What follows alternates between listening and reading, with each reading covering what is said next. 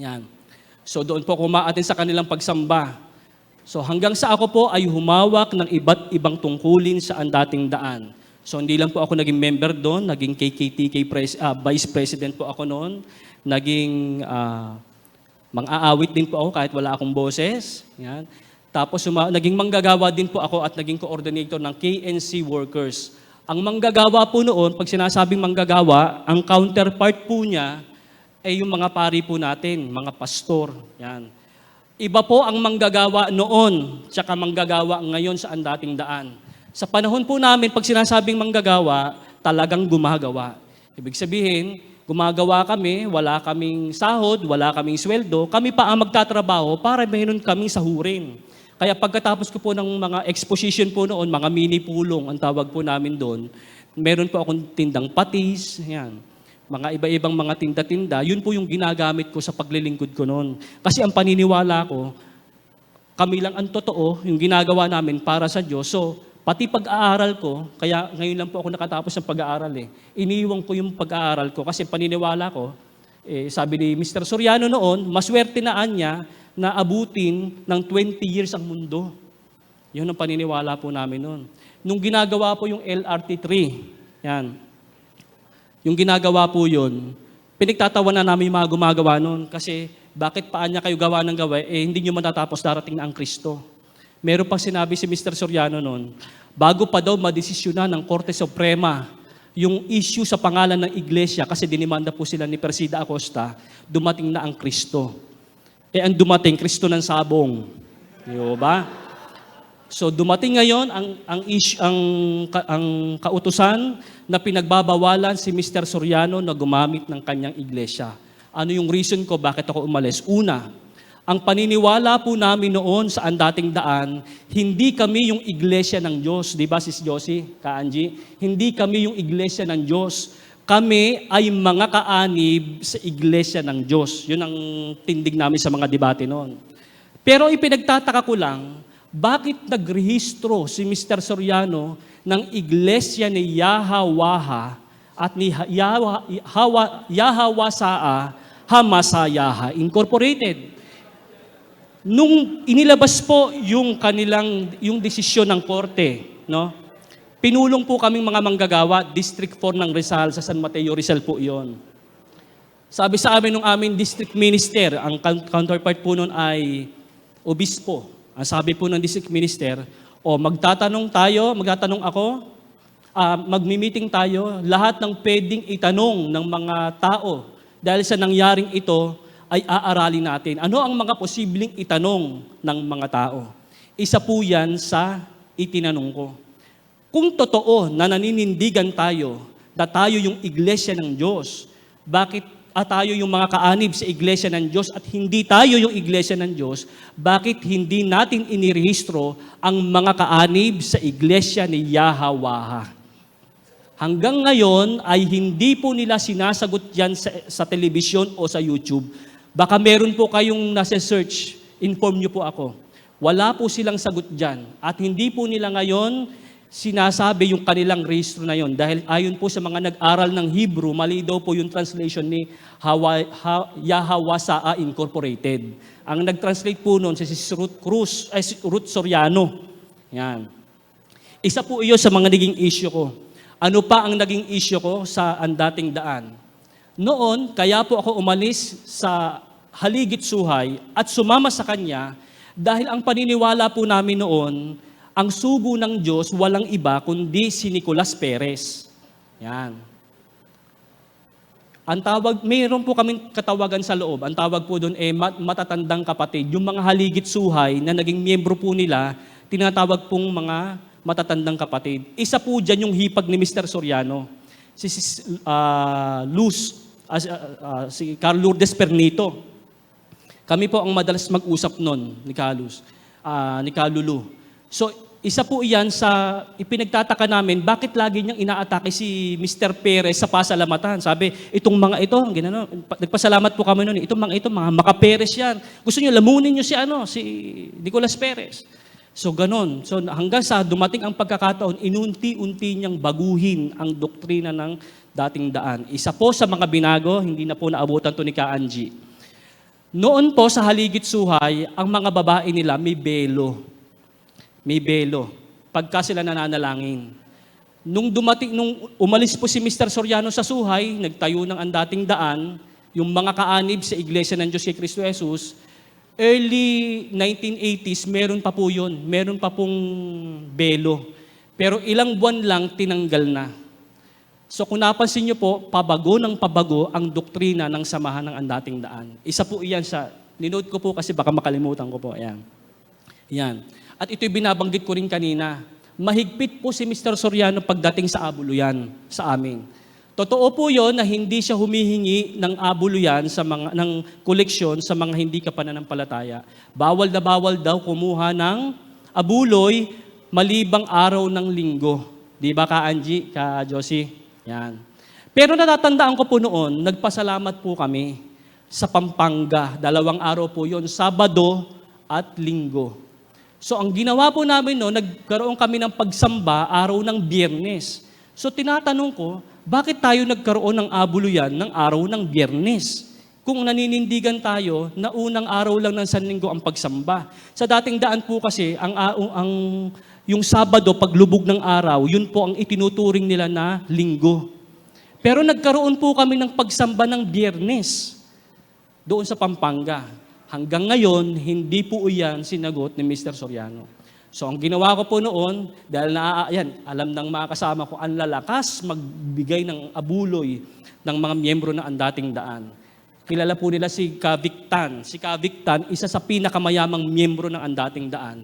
Na nung si Carl Lourdes Pernito ay naging iglesia at naging kasakasama ko po noon sa Central, sinabi niya po sa akin, ito palang si Kavictan ay pumipila na ng munggo sa pasalamatan.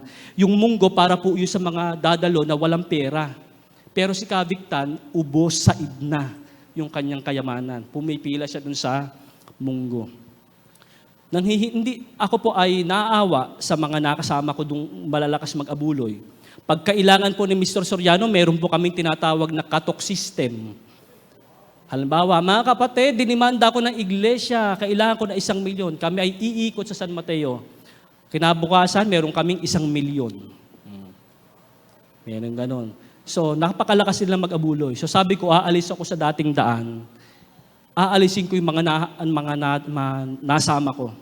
Kung saan kayo gusto nyo pumunta, bahala kayo. Aalisin ko kayo dyan. That time, yun po yung pagkakataon na ako po yung nagsuri sa doktrina ng Iglesia ni Cristo. Ayan. Ako po nainganyo noon sa kanilang doktrina na oneness, kakaibang oneness. No? Na ang Diyos Ama, may isa lamang Diyos Ama, si Kristo, walang pag-aaral, tao kaagad. Pag sinabing Diyos Ama si Kristo, ay Diyos Ama, ang Diyos Ama ay isa lang, matik na si Kristo tao. Hindi na nila sasabing anghel, propeta. Pag sinabing Diyos Ama, Diyos yan, matik na tao kaagad si Kristo. Kasi kapag ka naging Diyos pa si Kristo, dalawa na. Ganun sila magbilang. Kaya delikado yung makaunawa ng kasulatan eh. Dahil sa Biblia, ako at ang Ama iisa, hindi nila naintindihan yun. Diba? Sabi ng Diyos, sa 5, upang ang dalawang laman ay maging isa. Hindi nila naiintindihan yun. Kasi kung magbibilang sila, ay yung pagbilang ng bilang talaga nila. So yung ibang pagbilang, hindi nila naiintindihan yun. Yeah. Ngayon, ako po ay nagsuri sa Iglesia ni Cristo. Ako po ay naging kaanib niyan sa Iglesia ni Cristo from 2005. Napanood po ng the late Eranio G. Manalo yung aking interview sa TV. Pinatawag po ako. Doon po nagpasimula na ako po ay kinupkop sa pabahay ng iglesia. Noon po napakaswerte ko noon. Para akong tumama sa loto. Bakit? Kami po noon wala kaming binabayaran kuryente, wala kaming binabayaran tubig. Meron po akong kasama noon sa bahay, pinaalis. Dahil hindi daw marunong magluto, inilagay yung marunong magluto, doon po ako kumakain. So, maliit po ang sweldo doon sa pinagtatrabahuhan ko. Pero hindi pa ako kinakapos kasi binibigyan ako ng mag-asawa. Si KRD, si Kateni. Sabi ko nga po, kahit po ako maging Katoliko, hindi po ako magsasalita ng masama kay KRD Manalo at kay Kateni Manalo. Kasi malaki po ang ginawa nila sa akin na kabutihan. Tinatanong ko pong kabutihan iyon. Pero iba, pag pag-uusap ay doktrina. Ibang usapan yan. Marunong akong tumanaw ng utang na loob, pero alam ko kung hanggang saan ang limitasyon ko. So, tumatanaw ako ng utang na loob kay KRD, sila po ang nagpalibing sa tatay ko nung panahong iglesia pa po ako. Pero pag pinag-usapan na ang aral, maghihiwalay muna tayo. Yan ang ano ko po noon. So ako po ay nag-aral ng pagkaministro sa iglesia sa loob ng 3 to 4 years, kung di po ako nagkakamali. 10 days na lang, ako po ay magiging 4th year na.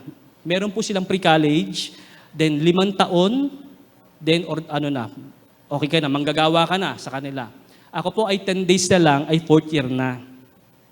Kaya lang nagkaroon ako ng tanong. Tinanong ni brother yun eh. Nagkaroon ako ng tanong sa mga ministro. Kasi may paniniwala po kami na ang simula daw po ng huling araw ay yung July 27, 1914. Yan daw po ang simula ng huling araw, di ba ka-Angie? Yan. Ngayon, meron ako nabasa isang sita sa Biblia. Ang nakalagay po doon, ang Diyos na nagsalita, Hebreo 1:1 hanggang 2. Ang Diyos na nagsalita ng unang panahon sa ating mga magulang, sa iba't ibang panahon at sa iba't ibang paraan, ay nagsalita sa atin sa mga huling araw na ito. Yan. Nagsalita sa atin sa mga huling araw na ito. So ang tanong, kailan ba talaga nagsimula ang mga huling araw? July 27, 1914 o nung panahon pa lang ni Apostol Pablo? Di po ba? So tinanong ko po yan sa aking tagapagturo hanggang sa namatay yung isa ko pong tagapagturo. Namatay na rin si KRD, pero hindi po nila sinagot yan sa pasugo. Meron silang sinasagot sa internet. Pero ako po, wag po kayong pakatitiwala na yun nga ang talagang vlog ng iglesia. Kayo naman ang naging saksi, mismo sila nagkakatalo sila. Di ba? Magulang sa anak, di ba? Kaya wag may mga fake na ano po dyan, na mga account, mga vlog, wag po kayong. Pero maganda na rin siguro pag-aralan siguro yung mga sinasagot nila. Pero sa pasugo, wala po akong matandaan na sinagot po iyon, yung simula ng mga huling araw. So dyan po ako tinawag. Paano naman po ako tinawag bilang isang seminarista? Ako po ay seminarian ng Our Lady, Order of Augustinian Recollect. But ako po ay, nag-request po ako ng leave. Nagpapasalamat po ako sa mga nanalangin po sa akin. Ako po ay nakaraos na sa aking operasyon. Lalaki po. Joke lang po. Nagpapasalamat po ako kasi tinanggalan po ako ng, abdo. Yan po. Wala na po akong abdo, wala na rin po ako appendix. Puso na lang po talaga ang natitira sa akin. Yan po. So, yun po. So, paano po ako bumalik into Catholic? Dati pong nag-share po ako sa CFD Manila, may nagtanong, maliwanag yung iyong batayan. Paano ka naging Iglesia ni Cristo? Paano ka nagdating daan? Bakit ka umalis sa kanila? Ano yung batayan mo? Bakit ka umalis bumalik sa Katoliko? Ito na yung sagot ka, Anjing, iniintay nyo. Yan. Una, kung Biblia po ang pag-uusapan, wala pong sino man ang makatututol, kahit anong sekta pa yan, doon sa nakasulat sa Mateo 16:18. At sinasabi ko naman sa iyo na ikaw ay Pedro, at sa ibabaw ng batong ito ay itatayo ko ang aking iglesia, at ang mga pintuan ng Hades ay hindi magsisipanaig laban sa kanya. Kaya ang tanong dyan, Brad, sino ba ang founder mo? Meron tayong record sa SEC. The founders of this association are 1, 2, 3, Felix Manalo. Ang dami nila dun eh. Di po ba? Mr. Soriano, mga kaanib, sabi nila, hindi daw, ang tinatag daw niya ay yung mga kaanib. Hindi daw yung mismong iglesia ng Diyos. Yun ang ano nila eh. Kasi sila lang daw ay nakisanib. Pati siya nakisanib din. Sino kayang tumanggap? Di ba? Sino kayang tumanggap? Ang alam kong sinaniban ni Mr. Soriano, yung haligit suhay. Yun yung sinaniban niya. Kaya merong tema noon, patutunayan daw niya ang tunay na iglesia, yung kanyang sinasamahan, kailangang mabautismuhan doon sa kanyang samahan. Tanong, ikaw ba, Mr. Soriano, nabautismuhan ka ba sa samahan mo? Pagka may naipakita kang dokumento na ikaw ay nabautismuhan sa dating daan, huhubarin ko tong abito. Magpakita ka ng batayan na meron siyang 6 na rehistro eh. Meron siyang 6 na rehistrong iglesia. Iglesia ng mga panganay. Ay, iglesia ng mga bunso, meron siya noon. Iglesia ng Diyos Ama at sa Panginoong Hesukristo. Meron siyang, or iglesia ng mag-ama, may ganon. Magtsuhin ata, mag-amain ata yun, hindi ko alam. Basta may ganon pong mga rehistro eh. O, ganon. Pero magpakita siya na kahit isa lang doon, nabautismuhan siya. Kasi ang maipakikita ko, nabautismuhan siya sa haligit suhay. Ang nagbautismo kay Mr. Soriano, yung nakaaway niya, yung founder ng iglesia, kabanal-banalang iglesia ng Diyos. Diba? Yun yung kanyang doon siya nabautismuhan. So, kaya atake siya na atake sa INC. Yung pala, sabi niya, si Felix Malalo, hindi naman anya naging nabautismuhan. Siya din naman pala hindi nabautismuhan sa kanyang samahan. Diba? Si Sanji, ayan. So, yan. Kaya pag kami magtatanong sa inyo, sino ba founder mo? O ngayon, hamunin nyo simbahang Katolika. Sino founder? Wala pang Biblia, may simbahan na. Di po ba? Bakit? Isa po yan sa batayan ko eh. Noon, ang dami kong pong sinabang relihiyon. Lahat yan sola scriptura. Pag wala daw sa Biblia, walang kaligtasan. Pero merong isang talata sa Biblia na hindi nila kayang tutulan. Yung paborito naming sitas, unang Timoteo 3:15. Ang sabi po doon, ngunit kung ako'y magluwat ng mahabang panahon, ay upang maalaman mo kung paano ang dapat sa mga tao na ugaliin nila sa bahay ng Diyos, na siyang iglesia ng Diyos na buhay at haligi at suhay ng katotohanan. Gusto mo ng katotohanan? Pumunta ka sa simbahan. Pumunta ka sa bahay ng Diyos. Yung iglesia ng Diyos ang haligi at suhay, haligi at saligan, o kung ano pa man yung pinag-aawayan nila dyan, the pillar and the ground of the truth, yung simbahan. Wala pang Biblia, may simbahan na. Kaya kung gusto mo ng katotohanan, kaya naalala ko yung sinabi ni Father Abe, yung Bere Agustinian po yun eh. Naalala ko yung verse, yung sinabi ni St. Augustine na lumabas ako para hanapin kita, pero hindi kita nakita. Kasi ikaw pala ay nasa loob ko. Yun yung sinabi ni St. Augustine. So, ako ganun ang ginawa ko. Kasi ang paniniwala ko, walang tunay na Diyos dito sa Katoliko kasi lumuluhod sa mga Diyos-Diyosan. Yan. Lumuluhod sa Pero tanggap namin lumuluhod kami sa tagapangamahalang pangkalahatan, pagkaordinasyon. Okay lang yon. Pinakita ko nga sa kanila yung yung picture. Ayaw nilang maniwala. Meron po kasing mga iglesia talaga na ayaw nilang maniwala na meron talagang monumento sa loob ng sentral. Ayaw nilang maniwala. Kung hindi ko pa sinagkisis Angie yung picture, hindi siya maniniwala eh. Sabi ng mga iglesia, hindi naman namin sinasamba, hindi natin pinag-uusapan yan kasi kung maka-atake kayo sa Katoliko, marami kayong Diyos-Diyosan. Meron kayo niyan. Kayo ba wala? O meron din kayo niyan. Kung yun nga yung talagang sinasabi nyo sa amin. Meron din kayo niyan, kung yun nga yung pinupukol nyo sa amin. Kayo ba wala? Meron pa nga mga ganyan miniature eh. Di ba? Meron po nun eh. May isang kumuha po nun si Sis Crispy. Yan. Meron nun. So yan po yung naging batayan ko. So, may mga bagay, sabi nga po sa 2 Thessalonica 2:15, kung hindi po nagkakamali, ang pagtuturo ng mga alagad ng Diyos, ng mga pare, ay hindi lamang sa nasusulat, kundi sa pananalita. Kasi po, hindi naman lahat pwedeng letrahan. Wala kang mababasa sa Biblia na maligo ka araw-araw. Hindi ba? Pero pagka ginanap mo ba yun, nagkakasala ka? Hindi. Hindi naman na kailangan kasing sabihin yun eh. Merong pagtuturo, yan ang kakaibahan po natin sa ibang sekta. Hindi po sila relihiyon, sekta, denominasyon. Kahit anong ipilit pa ng ibang relihiyon, ibang sekta na sila daw ay relihiyon na dahil malaki na daw sila, kaya na daw nilang mag-walk ng ilang ay hindi ho yan. Sekta pa rin po yan ng isang ng Kristyanismo pero po. So iyan. So ang pagtuturo hindi lamang sa pamamagitan ng sulat kundi sa maging pananalita. Kaya meron tayong sinabi po kanina, di po ba? May oral tradition, meron din po tayong written tradition. Yan po. At siguro lastly po, baka meron po kasing gusto yan. Yung karapatan siguro, karapatan ng nagtataka lang ako, saan kaya kinuha ng mga relihiyon na yon yung karapatan ng pagtuturo? Magpunta ka kay appointed son of God, Siya kasi pumunta ng bundok, 3 days, walang kain-kain, walang tulog-tulog, yun yung kanyang karapatan. Punta ka naman sa Marikina, hindi rin siya kumain, nakakita naman siya ng liwanag. Sabi ko naman, ikaw ba naman na walang kain ng 3 araw, wala kang liwanag na, di ho ba makita? Ganon din naman nangyari dun sa Central, sa Diliman. Hindi rin kumain, di rin uminom. Uso talaga yung ganon no?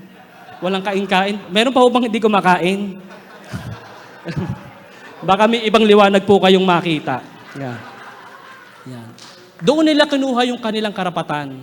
Pero yung karapatan natin, maliwanag po yung itinuro sa atin ni Father Abe, galing sa Diyos, mula sa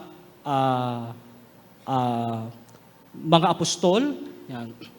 Walang hanggang pagkasaserdote ni Melkisedek. So yan po ang karapatan natin.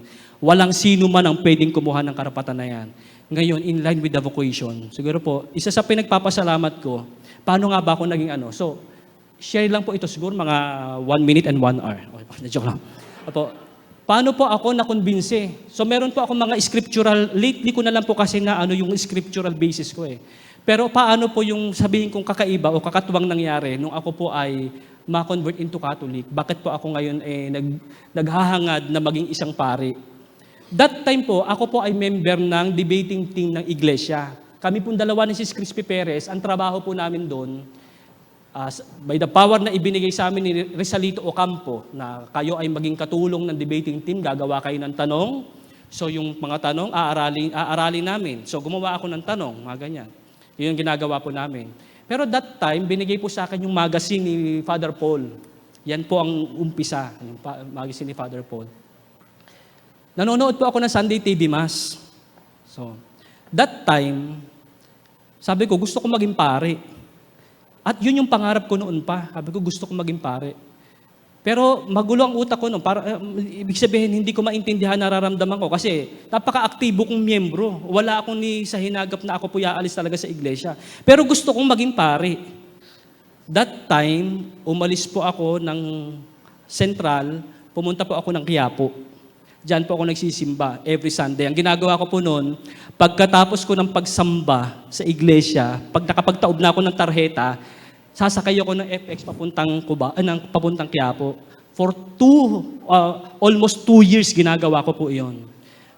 Sa pagkakaalam ko po na walang nakakasunod sa akin, pero meron pala nakasunod. Ang ginagawa po namin noon, meron po kaming palagdaan.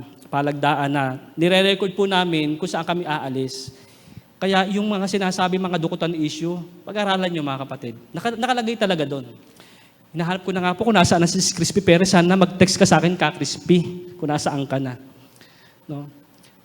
So, ang nilalagay ko lang po doon, basta bibilin lang ako, hindi ko sinasabing pupunta ako ng Quiapo. Yan.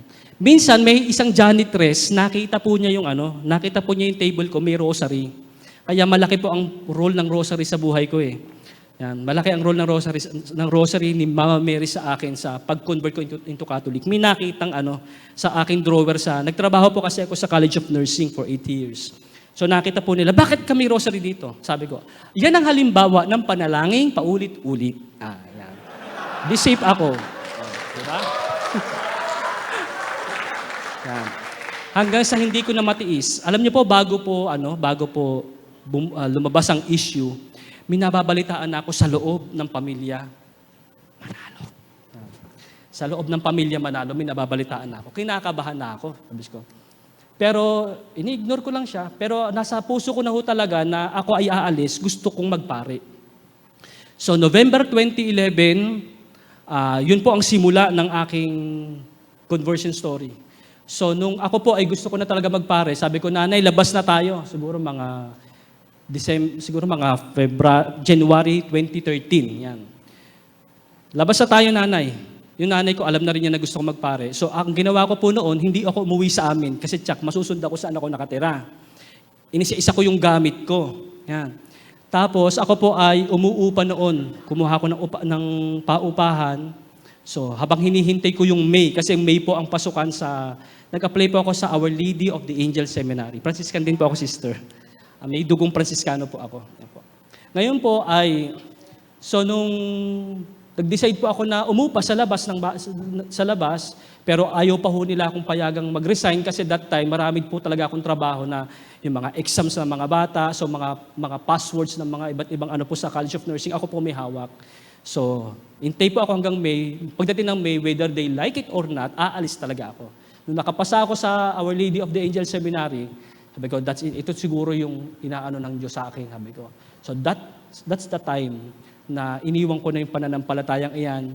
Then yung kumpil, may nagtanong kanina, tsaka po ako nagpakumpil. Kasi ako pala nakumpilan sa hindi ko alam, Aglipay. Pati pala Aglipay, napuntahan ko. Yan. Kaya after po noon, hinahanap ko yung record ko, bakit wala akong kumpil. Yung pala, Aglipay pala ang nagkumpil sa akin. So kumpil po ako dyan sa St. Michael, the Archangel sa Malacanang. Diyan po kano.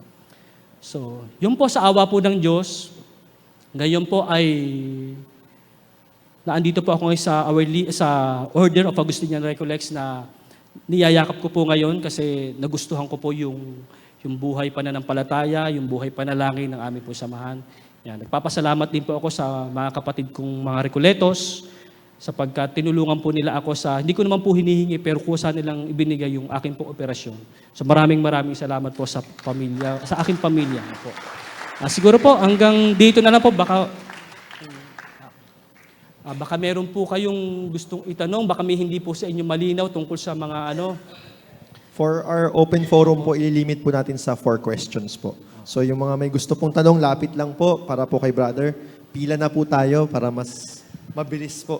Pagka hindi ko po kayang sagutin, andyan po si Brother Melchor. Kasama ko po yun sa debate sa Novaliches. Brother. Okay. Matagal ka sa INC, di ba? 8 years po. Kapag ka ang isang Katoliko namatay at gihaya ba, ang tawag doon? Tagalog? Binurol, ang makikita mo, crucifix, di ba? Apo. Pero kapag ang Iglesia ni Cristo namatay, bakit ang inilalagay ibon na ribulto? Yung isa pa ho yun, di Oo, ba? bakit? Opo. Yun ang tanong. Ano po kasi yun eh. Pero ang naglalagay lang naman po niyan, yung amuraw, kung di ako nagkakamali. Kasi yun lang po yung mga kapatid po nila eh. So siguro, hindi ko rin po alam, yung po kasing ibon, sumasagaysag sa kanilang sugo. Ibong mandarambong po ba tawag doon? Hindi ko po hindi ko po alam eh. So, yun po siguro. Alam niyo po, ang naalala kong ibon sa Apokalipsis, yung Babylonia niya, naging tirahan ng mga karumal-dumal na ibon. Kaya mag-ingat kayo sa mga nagpapakilalang ibon sa silangan. Yan. Mga ibon, mga ganun po. Second question po, lapit lang po. Hello po. Opo. Ako nga po pala si Lorenzo de Jesus sa Las Piñas po, Bambo Organ Parish po. So sa ano po, meron lang po sana ako, hindi po siya tanong pero gusto ko pong makahingi ng tip. Apo. Kasi yung kaibigan ko po nakuha ng ang dating daan po. So sa ano po kasi sa Las Piñas po, mag-isa lang po yung parokya namin na nakatayo doon. Ako lang po yung kahit po unofficial CFD ako, ano po. Proud ako na nakakapagturo ako historically, traditionally, yun po, and scripturally sa mga kasamahan ko po na mga kabataan sa amin. So, doon po kasi sa amin, laganap po talaga kasi sa bawat kanto po may gateway church, hindi ko na po alam kung anong church yun, mga ganun. So, may may kaibigan po ako na tumigas yung puso niya dahil nga po sa nakaano siya sa dating daan. Apo. Ayun nga po, hindi na po siya yung dating siya. So, nag-iba na po talaga siya. Tapos, sinisisi niya po yung simbahan. Bakit daw po? Bilang lang daw po yung mga natuturuan. Tapos, kung bakit daw po, tayo-tayo lang daw po, sinisisi niya po yung kaparian. Kung tayo lang daw po yung natuturuan ng mga doktrina, ganun po. So, gusto ko lang pong makahingi ng tip kung paano po siya mababalik sa pagiginaw. Kasi, I cannot bear it na madepensahan ko yung sarili kong simbahan kung yung sarili kong kaibigan hindi ko po madepensahan. Yun po. Salamat po, Brother Lorenzo. No? Siguro yung sinasabi niyong tayo nagtuturuan, total batas naman ng Biblia yun eh. Mag-aralang kayo sa isa't isa, sabi sa Efeso. Ngayon, ako po ay isa ring naturuan. Yung naturuan ko, yung itinuro po sa akin, hindi rin po galing din sa isang tao. Galing po ito sa simbahan. Sapagkat ito po ang huwag niyong aalisin sa isipan niyo, mga kapatid. Ang simbahan lamang ang makapagtuturo ng buong katotohanan. Ang simbahan, ang haligi at saligan ng katotohanan. Pagka ang isang tao ay umalis sa simbahan, asahan niyo, ang makukuha niyang katotohanan, partial truth, hindi buo. Ang salita ng Diyos, sinasabi sa awit, ang kabuuan ng iyong salita ay katotohanan. Kaya wag po kayong magtaka, merong totoong sinasabi ang iglesia, hindi naman lahat. Baka 0.005%, mga ganon. Meron din naman tinuturong totoo ang dating daan, ang iba't ibang sekta. Pero ang tanong, sino ang nagtuturo ng buong katotohanan? Wala silang magisterium, wala silang Santo Papa. Sino magtuturo sa kanila? Ngayon, ang tanong, bakit pinapagmamatigas ang puso? Bakit pinagmamatigas ang puso? Alam nyo, saksi dyan si Sis Angie. Si Sis Angie, ang ganda ng pagsasama nila mag-asawa. Sis Angie, pasensya na ha. Yan. Hiwalay sila. Hindi sila, magkasama sila sa bahay ngayon. Parang hindi sila mag-asawa. Yung lalaki, dating daan. Si Sis Angie, iglesia. Kaya naging panata ko sa buhay ko, pag ako naging pare, walang mag-asawang maghihiwalay ng dahil sa relihiyon. Yan ang pangako ko sa Panginoon. Yung pinuntahan namin ni Brother Melchor, muntik na rin maghiwalay yon. Yung kaibigan namin si Brother Mike, yung kanyang asawa, yung babae, dating daan, si Brother Mike ayaw umalis sa pagiging Katoliko. After ng mga pag-uusap namin, pumupunta pa po sila sa seminaryo noon. Para magtanong ng pananampalataya. Awa po ng Diyos, bago po ako maging pre-novice ng Agustinian Recollect, bininyagan po yung anak niya, isa po ako sa mga ninong. Yan. So siguro, brother, ang maano ko po doon, kasi wala to tayong magagawa pagkapuso talaga eh. Pagkapuso ang pinag-usapan, kailangan talaga natin ilalapit sa Diyos yan. Wala tayong magagawa dyan. So, siguro by means ng example ng buhay natin kapatid, pakilala mo sa mga CFD natin.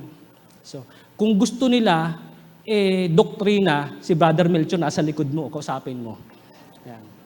So, yun. Saka, ang dating daan kasi, brother, akala nila, pag sila, yung mga miyembro nila, pag nagsalita, akala nila, alam na nila yung buong katotohanan. Ano ang banal na halik? Anong banal na halik? Ganun sila magtanong eh. Tanongin mo miyembro, alam ba niya yung banal na halik? Saan niya nakatira ang Diyos bago lalangan ng langit at lupa? Kahit yung mga miyembro nga, hindi alam eh. Ewan ko si Josie kung alam niya na yung turo doon sa ano. Mahilig sila magpakita na akala nila ang galing-galing nila. Ganon. Pero walang alam yung brother, ginagarantiyahan ko sa iyo. Ganon. Impress lang sila kay Mr. Soriano. Pero kung meron sila ma-impress, mas impress pa nga ako sa teacher niya eh. Meron siyang teacher si Rodolfo de la Cruz, nakaharap ko din yan sa Bulacan. Yan ang ayaw harapin ni Mr. Soriano. Yan ang defense minister ng Haligit Suhay na nagturo kay Mr. Soriano, hindi niya hinarap. Yan. Kaya yung iba na i-impress dahil doon. So puso, wala tayong magagawa doon, panalangin ng tagakapatid. Yan. Third question po.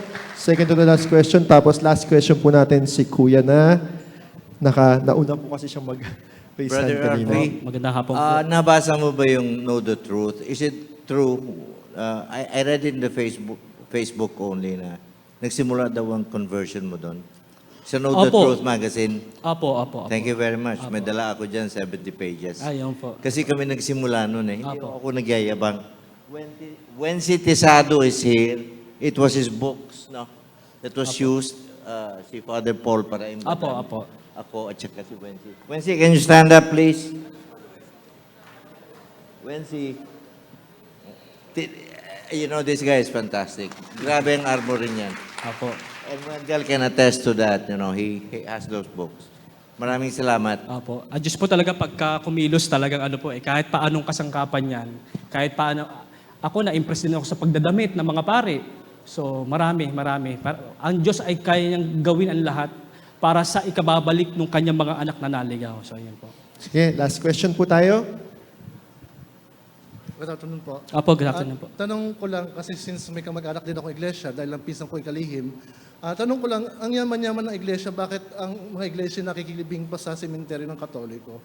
Kasi ang yaman-yaman sila, pero wala naman silang sariling lupa para bumili ng lupa para sa sementeryo libingan nila. Pero kasi like ka lang sa Imus, Angelus, so private property, pero makita mo yung mga Katoliko, dahil Angels Eternal Garden is merong malaking rebulto ni Cristo doon. Apo. Pero makikita ko yung mga mausoleo doon na iba is iglesia. Opo. So tanong ko lang, bakit di sila makabili ng lupa nila para paglibingan nila? Opo, kasi sa kanila po, ang paniniwala po nila, pag ang isang tao namatay, tapos na. So kahit padaling ka sa simbahan ng so wala na silang pakialam po doon. Yun. Yun nga lang po isang kasi meron po tayong, sabi nga, kung pag-uusapan po natin yung medyo parang, delikadesa po. So kung maka-atake sa Katoliko, no? Sabi nga ni Atty. Llasos, kung maka-atake sa Santo Papa, parang ang laki ng puhunan ng yung kanilang ginawa sa Santo Papa, no? So atake sila na atake sa ganun. So kasi paniniwala po nila wala nang kwenta ang katawang laman pagka ito ay namatay na. Pero wag ka, asan kaya ngayon yung mga ni KRD Manalo? Meron ako nabalitaan kasi yung itinransfer po iyon, mga kapatid. Yung itinransfer po yung labi, may nakita po akong isang article may isang picture na parang may nagpupunas-punas pa daw, pero hindi po sigurado iyon. So, meron silang sariling pagka mga sinugo lang siguro baka hindi na isugo yung So, pagka hindi sila after po doon, brother, hindi po sila sa kanila parang baliwala po yung paglilibing. Sana i-work out din nila kung Pero sa atin naman to, okay lang naman po din po yun. Apo.